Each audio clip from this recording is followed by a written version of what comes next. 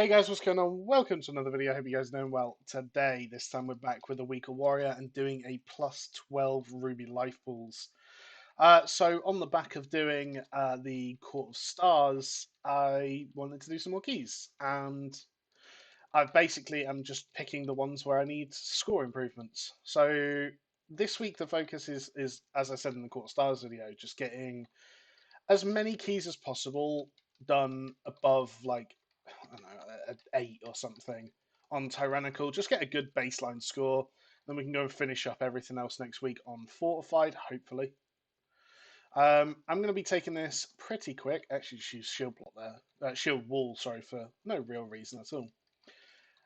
But yeah, so obviously the only change here is we've got Tyrannical, really. A lot better group DPS, it looks like, which is nice. You have to go and kick him. So the one thing I've noticed with Prop Warrior, and obviously as part of this week, it's a bit of a learning experience for all of us. Hopefully, it's kind of what I've pictured it as. But what I've noticed is Prop Warrior seems to have two active mitigation tools, one being Ignore Pain, one being Shield Block. However, in almost every scenario, Ignore Pain is just better by a considerable margin. And it feels pretty bad to like actually try and use Shield Block at times. I'm sure there are scenarios where you could use it, but I haven't found many so far. Unless there is like a tank buster. But even then, I've not really found a tank buster so far that goes through my Ignore Pain, so I don't know. Okay, we've pulled more. Brilliant. Love it. Love it. At the moment, I am just keeping my Ignore Pain as high as possible. I've added the healing meter. It was something that somebody suggested to me just so you could see kind of how impactful my gameplay is on how much am I carrying myself, is the healer carrying me, things like that. Can I taunt a shade? No. Rip. So, is the warrior AFK or dead? Or both? No, he was dead, I think. I can potentially go. Let's go to overall. Would you guys prefer overall damage meter or like fight by fight boss meter? So we are going to have to pull him and him and that one. I'm hoping they let me get a little bit of threat. I'm also hoping they don't pull more. That's a very precarious place to be stood, my friend. How has he not pulled eggs? Is my biggest question here.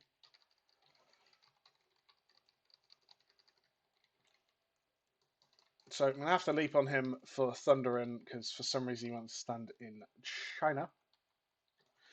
This healer has Brewkeeper's Promise, which is an exceptionally good trinket.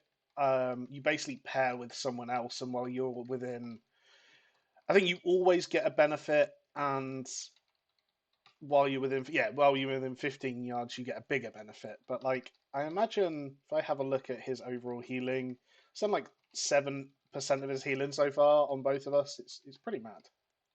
Not really paying attention, and I'm taking some damage. So let's get ourselves a nice big Ignore Pain up. Now, this boss has a couple of different mechanics. Nothing particularly big to worry about. It's quite a nice padding boss, actually, if that's your thing. So let's throw a heroic throw in and jump in. Now, she's going to drop some swirlies on the floor. These aren't her swirlies. These are...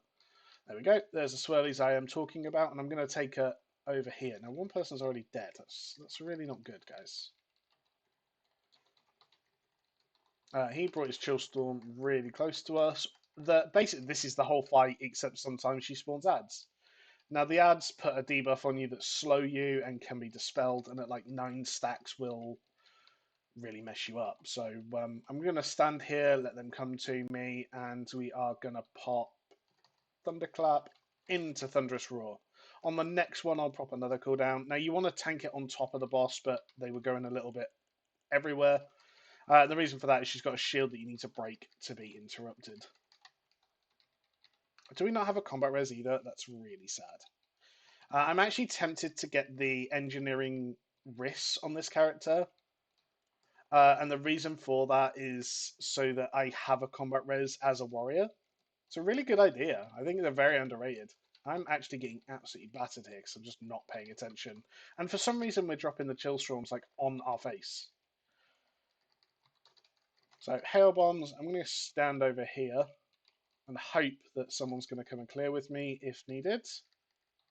Is he going to go far away or is he going to stand in melee again? Okay, I'm just going to worry about keeping Ignore Pain up. I'm actually having some rage issues because, I mean, my gear isn't great. I'm also lagging because why not? Yeah, I'm having a little bit of rage issues. That's just because my haste isn't fantastic at the moment. This was perfect, by the way. All of my cooldowns right on top of the boss with the whelps. Yeah, nice little kick there. And they should go down shortly. Now, this is definitely the easiest boss in here. You'd expect that this boss would be kind of a joke compared to the other two. The second boss isn't hard if you remember that you've got a lot of room to play with. If you, for some reason, and I see a lot of groups do this, try and tank it very, very close knit, you don't move very much, and all this sort of stuff, you can see how it can go bad quite quickly. Whereas if you know that you've got a lot of room to play with, you can bait everything out and you don't have to worry about it at all, really. So a nice clean kill. Obviously, we did have one death, which isn't ideal. Now, we did get loot in the last run, so I'm not expecting loot from this run. However, if we did get loot from this run, we're looking for this trinket. It's just a nice haste strength trinket, so like lots of stats for us, which is great. And you can basically, yeah, do damage based on how many stacks you've had. So if I really want aggro on something or I want to burst a pack, it gives me that ability. To be completely honest, I'll probably macro it into Avatar because I'm lazy. Now, if the dragon's there, yeah, the dragon's there, so I'm going this way first. You can skip the dragons with very little punishment on percentage. So if I can, I'm going to, basically. I'm actually struggling on threat a little bit here. Who is pumping? Someone is. I'm noticing that people are taking a lot of damage from quaking as well this week. Of course, the other dragon's there as well. Now, so these big destroyers are basically the same thing as what we're going to see on the boss. He does an AoE pulse damage thing, which is coming out shortly. This is it. And that's about it, really. He also explodes when he dies. That's the whole thing. The Flame Dancers get to very low health, and then they do this Blaze of Glory, which basically puts a shield on them, and for the duration of that shield, they can't be interrupted. While they're also doing it, they channel a AoE damage thing. You can dispel it, so if you have like a demon hunter or a priest or whatever, you can dispel it, and that makes it a lot easier. So something I'd recommend doing. I might have to race change this warrior. I really don't like Tauren, and the more I play with this transmog thing, that turns me into what I think is a night elf, I'm enjoying it a lot more. This dragon's particularly scary. He just does a lot of damage. I mean, he literally just chunked me, and I'm not taking all that much damage, really. We're going to pop cooldowns here. Let's just get things dead and also get ahead. Oh my god. That was a lot of damage. I don't really know what hit me so hard then, but I pulled 70k HPS. We like that. We like that. I'm not sure if the healer's just like fallen behind, but I feel like that went really, really bad. Or did I just take a lot of damage? Um, yeah, I mean, something that is good with recording these, and I've recommended it to people for a long time, is if you are trying to improve. And when I say trying to improve, that's not I'm playing the game and I'll try and do some higher keys and things like that. If you are actively, you have made the decision in your head, I want to get better at this game, then one thing I can recommend is recording your runs. And the reason for that is very simple, is because I could go back now and look at what did that damage, and I guarantee if it's something I can avoid next time, I won't worry about it because I'll know about it and I'll prepare for it in advance. And if it's not something I can avoid, then I can also feel confident in going, I didn't make a mistake, it's just one of those things. So yeah, recording your things, and a lot of people who do like coaching and things in any form will tell you that that's a very, very good tool in any form of improvement. Record yourself, look it back, see what you can do better. Um, yeah, it's just a good idea. So we have still got this dragon, which is annoying. This dragon's going to yeet me back at some point. I do have heroic leap. I don't know if I can get knocked off though. Is the question. So we're going to just position ourselves so that we can't get knocked back. I'm going to pop my shield wall just to try and help the healer out. It seems like everyone's a little bit low at the moment. I do need to fix my party frames so that they're down here and I can actually see them with the raid style frames. Lovely little triangle there. So yeah, he does a breath, a dart, and a knockback, I believe. None are particularly scary until you put them all together. Okay, the warrior pulled before I did. That's interesting. One of the things here is living bomb. So you can see this rogue here has a circle on him. When it explodes, it does damage and knocks up the people the people it hits, mobs included, except the big destroyers. So it's actually quite a nice little utility just to help, really. So actually a clean run down there. I'm hoping he gets out. He does. Nice job. So a clean little run. So what we're going to do here is I'm going to pull this boss and we're going to pull it into this back corner. I'm hoping everybody follows.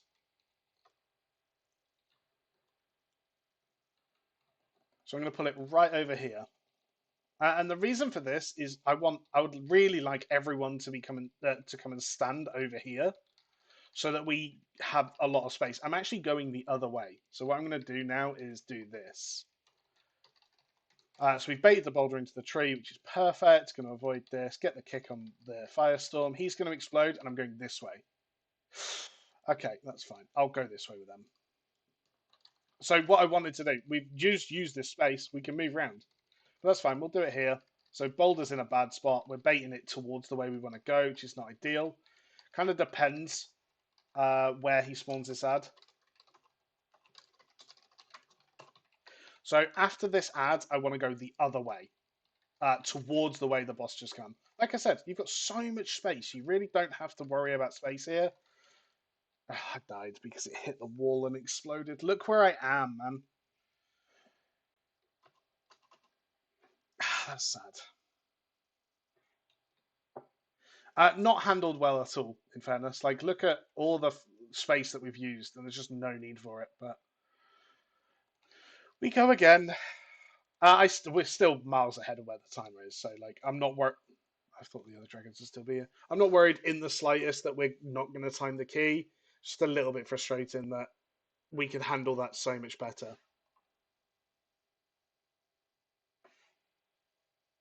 So, like I said, I know I failed there, but um, please move the boss.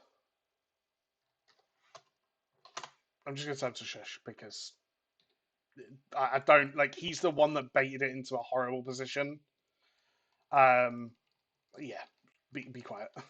So I'm actually just going to pull it right over here. We all, God's sake, if we're all stood over here, it's over here, and we just keep so much space. But instead, people want to, for some reason, do this nonsense where they stand in the middle of Narnia for no reason. So we're going to go and stand over here. The boss does do searing blows, which actually hits like a truck. And probably could do with being dispelled, but let's face it, this healer isn't going to because he's going to keep baiting the boulder the way we want to walk.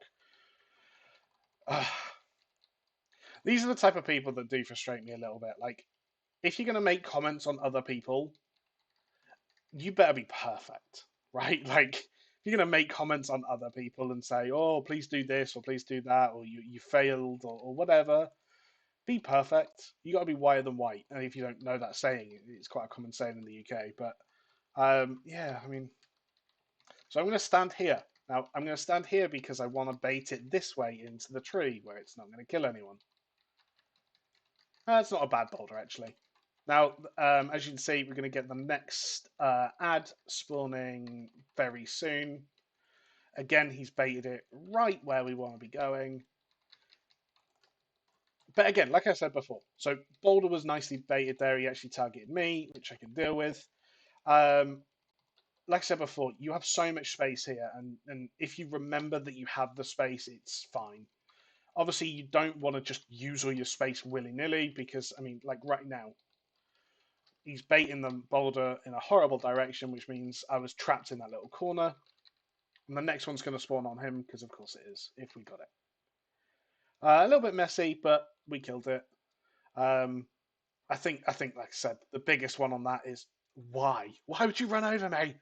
The biggest one on that is space. Just use as much of it as you need to because you'll get clowns that will take as much of it as they can get. So we're pulling everything here, including this. I'm going to shield wall here just because, why not really? Drop the Ravager and let's pump. Now, there is a pulsing lightning storm. You can't do anything to avoid this damage. You just got to try and mitigate it. We can mitigate it ourselves just to help out. Obviously, evokers, uplift, things like that. Just anything you can use just to reduce the damage, really. These can be some quite high sort of damage taken packs. So just something to be aware of. I am taking both here. So what I'm going to do is go in, Thunderclap, go in, and Shockwave. Oof, we still nearly died. That's amazing. Now there's mobs in here that do something called Flash Fire. It has to be interrupted. I'm really trying not to pull other mobs. Like, I really don't want to pull this pack. But we're not getting any kicks on this. And my kick's on cooldown because I used it. Right, okay, he moves now. A little bit messy, but we're going through it. Ah, yeah, I don't know that Spirit Link's going to do much for you, buddy. But never mind. So one thing I am going to do as well before the boss is pulled.